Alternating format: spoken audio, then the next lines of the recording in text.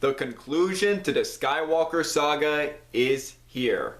Does it go out with a bang? Well, let's find out.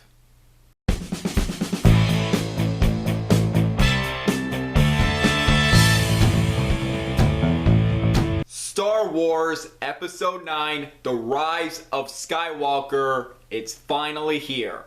Now to just get this out of the way, this review is going to be 100% spoiler free. There will be no spoilers in this review. If you are watching this and haven't seen the movie yet, and if you are worried about spoilers, please don't worry, you are safe here. Star Wars The Rise of Skywalker is the conclusion to the sequel trilogy as well as the Skywalker Saga. This is J.J. Abrams' second time directing a Star Wars movie after The Force Awakens. The cast is back: Carrie Fisher, Daisy Ridley, Adam Driver, John Boyega, Oscar Isaac, and many others. To quickly sum up the plot, this takes place after the events of The Last Jedi, and the remaining members of the Resistance are trying to defeat the First Order one more time. And there's some stuff going on with our main characters like Rey, Kylo Ren, and that's all I'll say without spoiling anything. Now, I was very excited for this movie. I've been loving the sequel trilogy so far. I love The Force Awakens. I thought this was a great start to the sequel trilogy. I love the new characters, the practical effects, the action, and how it took some familiar elements of A New Hope, but J.J. Abrams did his own spin on it. It's in my top 3 favorite Star Wars movies, and I still love this movie to this day. And divisive as it is, I love The Last Jedi. Although a few issues I have. One, although I don't dislike Canto Bight, the more I watch this movie, I don't really mind it, but I think it could have been trimmed, and the part where Rose kissed Finn, that felt forced.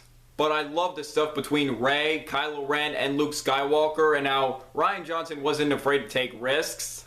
And it continued what worked in Force Awakens, still works here. The action, effects, the cast, and I still think this is a great movie. And when I heard J.J. Abrams was coming back to direct the final film in the sequel trilogy, since I loved his direction in The Force Awakens and was excited to see him direct another Star Wars movie, this and Avengers Endgame were my most anticipated movies of 2019. I was so ready for this movie. However, before this movie, I was very nervous. Because of the mixed reaction so far. There are some people who liked or loved this movie, some people who thought it was okay, or some people who didn't like or hated it. And that got me very worried before going to see this movie, so I went in with an open mind, just still hoping to enjoy this movie. And since I've seen this movie Thursday night and I had plenty of time to think about it before turning on this camera and getting my review ready, all I can say is, I enjoyed The Rise of Skywalker. But did I love it, or was it the epic finale I was hoping for? Unfortunately, no, since I do have some flaws with this movie, but still there are definitely some things I loved about this movie, and I definitely want to get to those first, and then to the negatives. First, J.J. Abrams did a great job directing this movie. Same energy he used in The Force Awakens is still present here. He knows how to direct action very well. He knows how to make a very good looking movie. The cinematography in this movie is fantastic. Definitely one of the best shot Star Wars movies in the saga. There were just so many great shots in this movie that I loved. And he recently said for this movie that he wasn't going to play it safe like he did in The Force Awakens, which I didn't really have a problem with. But now that I've seen The Rise of Skywalker, oh, he wasn't kidding. He definitely wasn't afraid to take risks with the story, just taking some elements that Rian Johnson did with The Last Jedi and just trying to take some risks here and there with the story. And the performances from the cast, they're great. First, it was so great to see Carrie Fisher as Leia one more time, and they were using unused footage from both Force Awakens and Last Jedi to bring her back, and I thought it worked very well.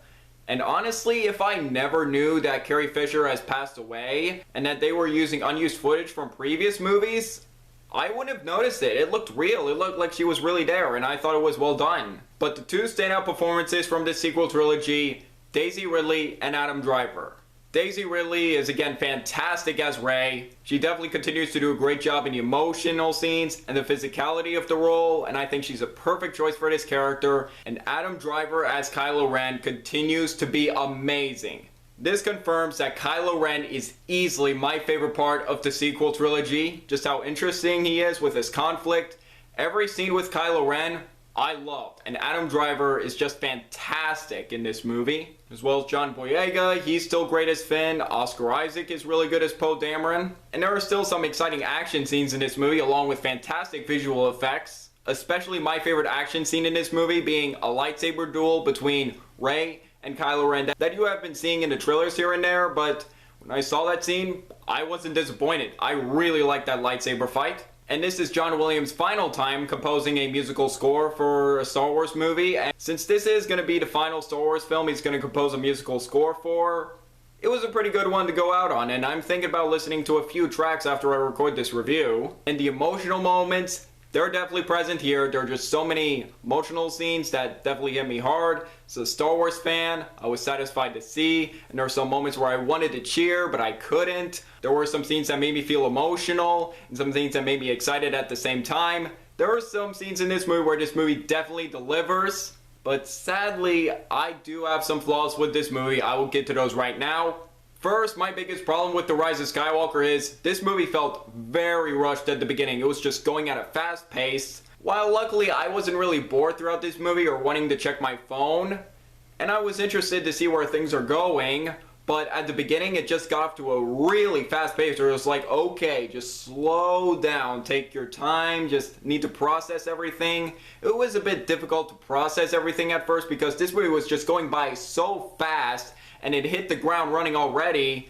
Luckily in the second half it did start to take its time, but that first half just felt pretty rushed and it feels like just go, go, go, go, go. And there was one character decision from a particular character that has been in episode 7 and 8, and he just does something, and I just thought, wait, what? He's doing that? That decision just felt very out of left field, and it really didn't add that much to this movie. It just felt like it happened, and they moved on with it, and I was just felt like, what was the point of that, really? While there are some new characters that I did like in this movie, I felt like they were a bit underused and wasn't as memorable as I felt like they could have been. Like, there's a new character, Janna, and they do explain her backstory in this movie, but I just wanted a bit more from her, because I could tell she has potential to be a cool character, but she wasn't as memorable as I was hoping she would be. And I do wish some of the new characters just got a little bit more development and a bit more to do within the story. And finally, the anticipation of the Emperor. Now all I'll say, it was great to see Ian McDiarmid back as the Emperor and seeing him play the role one more time. And his scenes in this movie, he still rocks as the character. I don't think anyone else can play the Emperor besides Ian McDiarmid. And while I love seeing him back, I didn't love everything they did with the Emperor. There were just a few decisions they did with involving the Emperor that was just like, not entirely certain about that. But overall, while I didn't love it as much as I wanted to, or was hoping it would be the epic finale, I still enjoyed The Rise of Skywalker. J.J. Abrams still did a great job directing, there were many good performances, fantastic visual effects, and exciting action scenes, but there were a few aspects within the story that I felt like could have been improved, maybe a script rewrite would have helped. And overall, I am going to give Star Wars The Rise of Skywalker 3.5 stars out of 5. I still think this movie is worth seeing. It's worth a watch. I do suggest seeing the movie and forming your own opinion on it, because I am interested in hearing your opinion since this movie is getting mixed reactions right now. I still enjoyed this movie and I'm glad I saw it, and I did feel satisfied in the ending, but there were just some things that I felt like could have been better within the story. So what do you guys think of Star Wars The Rise of Skywalker? Do you agree? Disagree with me? Let me know below. Make sure to like this video, leave a comment, and subscribe if you're new here. It really means a lot. I'm Jack Benner, and look forward to another movie review. And probably the last time I'll be saying this, may the Force be with you.